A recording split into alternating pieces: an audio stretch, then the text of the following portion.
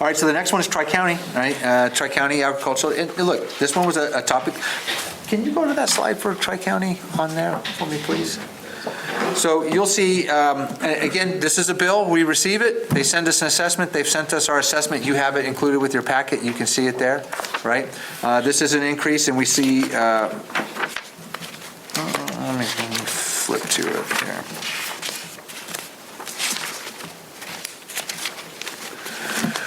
It'll be this letter that we have that you should all have in your packet, and then you'll see North Attleboro, right, on that second sheet, right?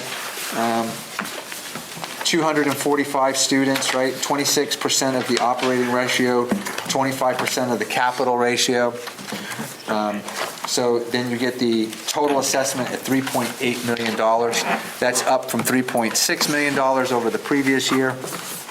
It includes $215,000 in capital costs this year. So their project was voted and approved this past year. They took a $20 million ban borrowing, and so that's been passed to us this year in the interest cost for that. So that came to about 178, some other previous capital stuff, but they're in the design. Their architects are finishing up their documents, right? Because the feasibility money, right? And we're in the same process right now. We're just still in the feasibility side. They're converting their documents into construction documents, and then they will probably be breaking ground in the next few months, right? I would anticipate as soon as the school year wraps up, they'll begin work on theirs. And then the borrowing increases dramatically. This is a 30-year borrowing. They're expecting to get 4.25 interest rate on their borrowing at close to $300 million. And again, we own, based on our population of 245 students, we own a quarter of Tri-County. I wish they'd move it to here. It might make it a little easier. But voters overwhelmingly passed that here in North Attleboro and all 11 communities, right? I did talk about how we would potentially be able to absorb. This year's 215. Next year, we're going to see a $2.1 million increase. So you'll see that our assessment is 2.16 for the capital costs. I forecasted a level 245 in the students, but we've been as high as 255, right, and as low as 238. This seems to be a good, median to ride across and make estimates. It's going to go up and down.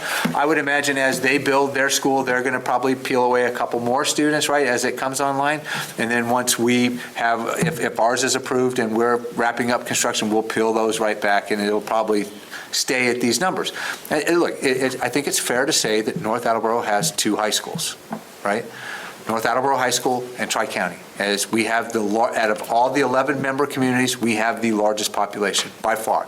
The next closest is Franklin, which has about 174 students in it, right? But we far outpace that by 70. So we'll own whatever proportional share of that is. So this number could change. If that were cut, for whatever reason, let's say we only had 100 kids that went there, right? Our number would be reduced to 100 in the following year. So this makes it one of those very interesting thing. Could you take this to a debt exclusion vote, right? This is pretty, I think our number is fairly stable, and we can probably forecast that around this 240, 245 throughout, and probably take that to a debt exclusion. But if we did have a rapid reduction or a rapid increase, we'd have to make it up somehow. Right now, at the number, I'm forecasting in the out years based on what I see in new growth, right? What I see through the opportunity investment funds that we'll be able to absorb this cost without going to the voters and asking for a debt exclusion. No tax increase because of this today, right? Today, based on what we see. But the truth changes, right? I mean, this is, in the Army, we used to say that the truth has a date-time group. It was good the day I told you it. It really was, right? So, but if this went up to 300 students, we're having probably a different discussion, right? Because there's probably 3.2 million increase on top of the tuition costs, right? So at this, I think we're stable. We have the ability to bring, because there's there's some stuff that we see coming in that's going to come online, right? And then you add in that 5, 6, 7 year range when our pension obligation is satisfied, right? And we begin to shift to OPEB, that allows us a little more wiggle room too, right? Because when we get to pension later, you'll see that's about $4 million that we're paying right now that will free up. So, I do feel very good. I think Tri-County offers a great program. I love what they do, right? That's our second high school, right? And this is just the cost for us to have that second high school right now. So, and I do feel at 3.8, we've been paying very close to that. We can absorb it going in the future, I think, and I believe, and we're structuring our budget forecasts to be able to handle that and absorb that without asking for a debt exclusion. One kind of a nuanced question. How often do we have to pay them? What's the payment schedule on this? Quarterly? Monthly. Monthly. Is it 1/12 the defined letter amount? Okay. And it takes all 11 members to agree to vote you out. Everybody has to, we could not simply say we want to withdraw. We could, but then we would actually be charged at a higher rate for the students that go there. So this is a long standing, it's a contract that was developed in 1974. One of my biggest complaints about this is we probably need to renegotiate the contract to bring it to 2024 standards, right? But the agreement says if you're a community and you send nobody there, you still pay for 5 students. Right, so you still have skin in the game. So, but it's very interesting. Okay. One question, Mike. It's slightly off topic, but kind of to your point about renegotiating. Have we looked at the students we send to Tri-County?